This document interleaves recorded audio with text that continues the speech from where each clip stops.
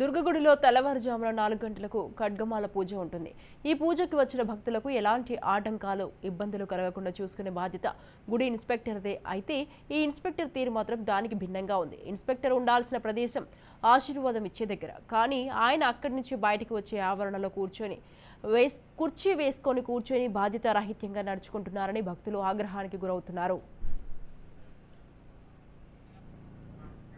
ఈ విషయంపైన ఆలయ ఈవోకు సమాచారం ఇచ్చినా గానీ ఈవో రామారావు ఎటువంటి చర్యలు తీసుకోలేదు. ఇప్పటికైనా స్థానిక ఎమ్మెల్యే దుర్గగుడిలో జరుగుతున్న పలు ఆక్రమణలపైన విచారణ జరిపి చర్యలు తీసుకోవాలని భక్తులు కోరుతున్నారు.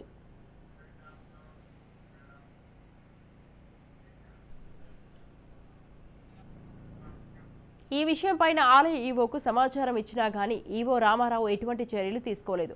ఇప్పటికైనా స్థానిక ఎమ్మెల్యే దుర్గగుడిలో జరుగుతున్న పలు ఆక్రమణలపైన విచారణ జరిపి చర్యలు తీసుకోవాలని భక్తులు కోరుతున్నారు.